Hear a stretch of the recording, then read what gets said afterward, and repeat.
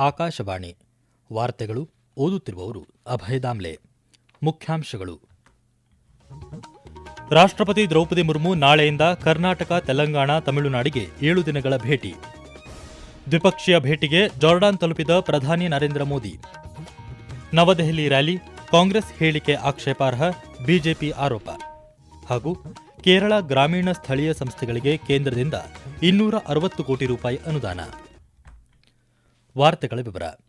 ರಾಷ್ಟ್ರಪತಿ ದ್ರೌಪದಿ ಮುರ್ಮು ನಾಳೆಯಿಂದ ಕರ್ನಾಟಕ, ತಮಿಳುನಾಡು ಮತ್ತು ತೆಲಂಗಾಣಕ್ಕೆ 7 ದಿನಗಳ ಭೇಟಿ ನೀಡಲಿದ್ದಾರೆ. ರಾಷ್ಟ್ರಪತಿಗಳು ನಾಳೆ ಕರ್ನಾಟಕದ ಮಳವಳ್ಳಿಯಲ್ಲಿ ಆದಿ ಜಗದ್ಗುರು ಶ್ರೀ ಶಿವರಾತ್ರೀಶ್ವರ ಶಿವಯೋಗಿ ಮಹಾಸ್ವಾಮೀಜಿಯವರ 1066ನೇ ಜಯಂತಿ ಆಚರಣೆಯನ್ನು ಉದ್ಘಾಟಿಸಲಿದ್ದಾರೆ. 17ರಂದು ಅವರು ತಮಿಳುನಾಡಿನ ವೆಲ್ಲೂರಿನ ಸುವರ್ಣ ದೇವಾಲಯದಲ್ಲಿ ದರ್ಶನ ಮತ್ತು ಆರತಿ ಮಾಡಲಿದ್ದಾರೆ. ನಂತರ ಅವರು ಚಳಿಗಾಲದ ವಾಸ್ತವ್ಯಕ್ಕಾಗಿ ಸಿಕಂದರಾಬಾದ್ನ ಬೋಲಾರಾಂನಲ್ಲಿರುವ ರಾಷ್ಟ್ರಪತಿ ನಿಲಯವನ್ನು ತಲುಪಲಿದ್ದಾರೆ. ಈ ತಿಂಗಳ 19ರಂದು ಹೈದರಾಬಾದ್ನಲ್ಲಿ ತೆಲಂಗಾಣ ಸಾರ್ವಜನಿಕ ಸೇವಾ ಆಯೋಗವು ಆಯೋಜಿಸಿರುವ ಸಾರ್ವಜನಿಕ ಸೇವಾ ಆಯೋಗಗಳ ಅಧ್ಯಕ್ಷರಿಗಾಗಿ ರಾಷ್ಟ್ರೀಯ ಸಮ್ಮೇಳನವನ್ನು ರಾಷ್ಟ್ರಪತಿಗಳು ಉದ್ಘಾಟಿಸಲಿದ್ದಾರೆ. 20ರಂದು ಹೈದರಾಬಾದ್ನಲ್ಲಿ ಬ್ರಹ್ಮಕುಮಾರಿ ಶಾಂತಿ ಸರೋವರವು ತನ್ನ 21ನೇ ವಾರ್ಷಿಕೋತ್ಸವವನ್ನು ಆಚರಿಸಲು ಆಯೋಜಿಸಿರುವ ಭಾರತದ ಕಾಲಾತೀತ ಜ್ಞಾನ, ಶಾಂತಿ ಮತ್ತು ಪ್ರಗತಿಯ ಹಾದಿಗಳು ಕುರಿತು ಸಮ್ಮೇಳನವನ್ನು ಉದ್ದೇಶಿಸಿ ರಾಷ್ಟ್ರಪತಿ ದ್ರೌಪದಿ ಮುರ್ಮು ಮಾತನಾಡಲಿದ್ದಾರೆ. ಪೂರ್ಣ ಪ್ರಮಾಣದ ದ್ವಿಪಕ್ಷೀಯ ಭೇಟಿಗಾಗಿ ಜಾರ್ಡಾನ್ನ ಅಮ್ಮನ್ಗೆ ಆಗಮಿಸಿದ ಪ್ರಧಾನಿ ನರೇಂದ್ರ ಮೋದಿ ಅವರನ್ನು ಜಾರ್ಡಾನ್ ಪ್ರಧಾನಿ ಡಾ ಜಾಫರ್ ಹಸನ್ ಅವರು ಬರಮಾಡಿಕೊಂಡರು.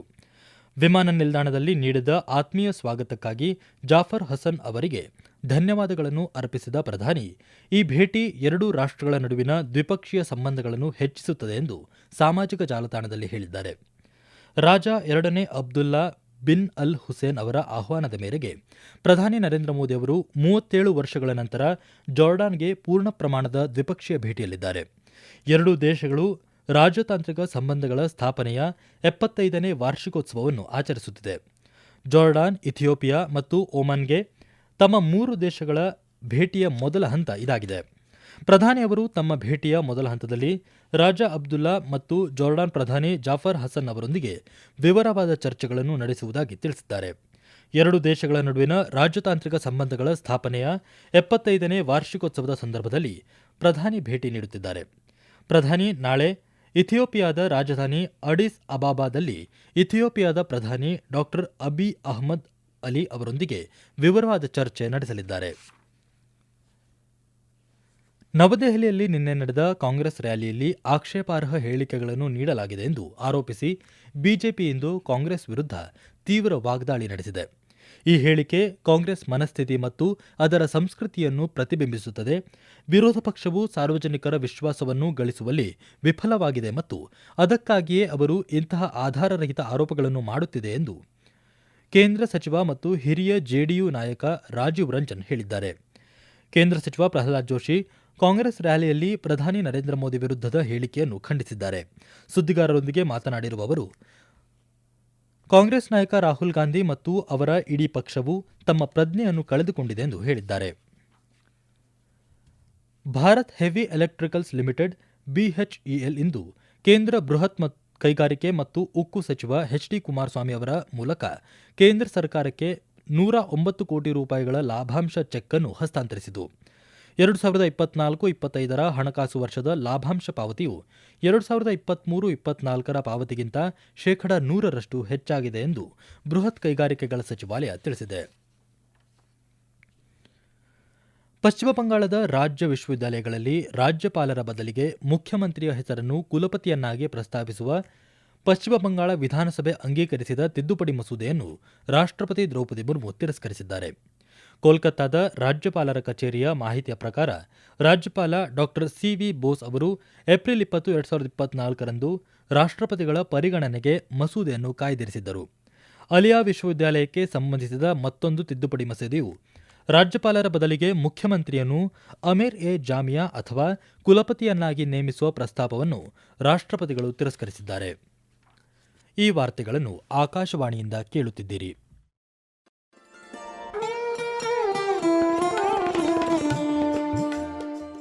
ಆಕಾಶವಾಣಿ ಸುದ್ದಿ ವಿಭಾಗದಿಂದ ಪ್ರದೇಶ ಸಮಾಚಾರವನ್ನು ಪ್ರತಿದಿನ ಬೆಳಿಗ್ಗೆ 7:05, ಮಧ್ಯಾಹ್ನ 12 ಮತ್ತು 2:30 ಹಾಗೂ ಸಂಜೆ 6:40ಕ್ಕೆ.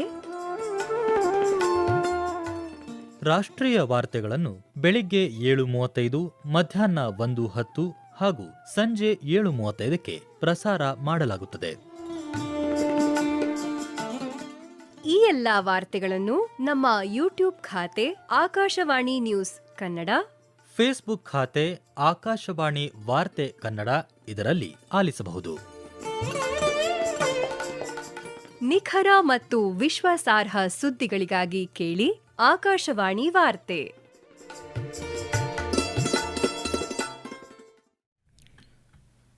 ಎರಡು 2025-26ನೇ ಹಣಕಾಸು ವರ್ಷಕ್ಕೆ ಕೇರಳದ ಗ್ರಾಮೀಣ ಸ್ಥಳೀಯ ಸಂಸ್ಥೆಗಳನ್ನು ಬಲಪಡಿಸಲು 15ನೇ ಹಣಕಾಸು ಆಯೋಗದ ಅಡಿಯಲ್ಲಿ ಸರ್ಕಾರ 260 ಕೋಟಿ ರೂಪಾಯಿಗಳಿಗೂ ಹೆಚ್ಚು ಅನುದಾನವನ್ನು ಬಿಡುಗಡೆ ಮಾಡಿದೆ.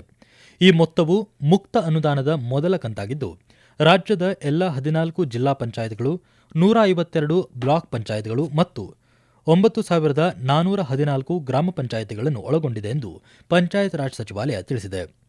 ಮುಕ್ತ ಅನುದಾನಗಳನ್ನು ಗ್ರಾಮೀಣ ಸ್ಥಳೀಯ ಸಂಸ್ಥೆಗಳು ಮತ್ತು ಪಂಚಾಯತ್ ರಾಜ್ ಸಂಸ್ಥೆಗಳು ಸಂವಿಧಾನದ 11ನೇ ಪರಿಚ್ಛೇದದಲ್ಲಿ ಪಟ್ಟಿ ಮಾಡಲಾದ 29 ವಿಷಯಗಳ ಅಡಿಯಲ್ಲಿ ಸಂಬಳ ಮತ್ತು ಇತರ ಸ್ಥಾಪನಾ ವೆಚ್ಚಗಳನ್ನು ಹೊರತುಪಡಿಸಿ ನಿರ್ದಿಷ್ಟ ಅಗತ್ಯಗಳಿಗಾಗಿ ಬಳಸಿಕೊಳ್ಳಲು ಉದ್ದೇಶಿಸಲಾಗಿದೆ.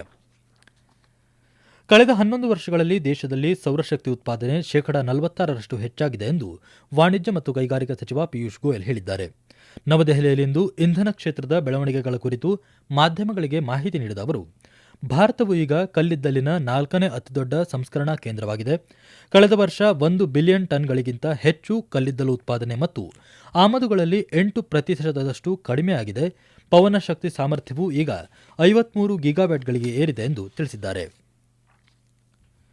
ಡಿಜಿಸಿಎ ಅಡಿಯಲ್ಲಿ ಕಾರ್ಯನಿರ್ವಹಿಸುವ ಸುಂಕ ಮೇಲ್ವಿಚಾರಣಾ ಘಟಕವನ್ನು ವಿಮಾನ ದರಗಳನ್ನು ನಿಕಟವಾಗಿ ಮೇಲ್ವಿಚಾರಣೆ ಮಾಡಲು ಮತ್ತಷ್ಟು ಬಲಪಡಿಸಲಾಗುವುದು ಎಂದು ಕೇಂದ್ರ ವಿಮಾನಯಾನ ಸಚಿವ ರಾಮಮೋಹನ್ ನಾಯ್ಡು ಹೇಳಿದ್ದಾರೆ.